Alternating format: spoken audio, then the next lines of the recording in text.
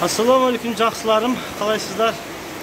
Мінекей, бүгін Германияда мейрам 3 октябрь, Ефе Германияның қосылған күні.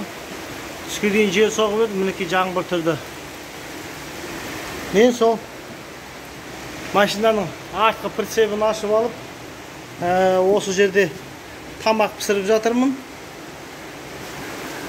Ертеңгі күнге жолға тамақ пісіріп алайын деп дайындық көріп отырмын.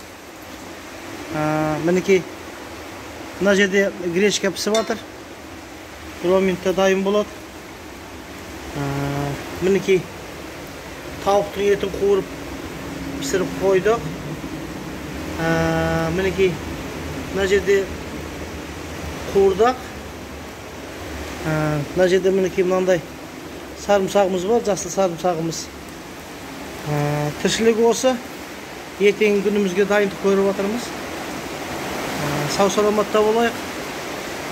Әрдайым жақсы күндерде кездескенше аман болайық.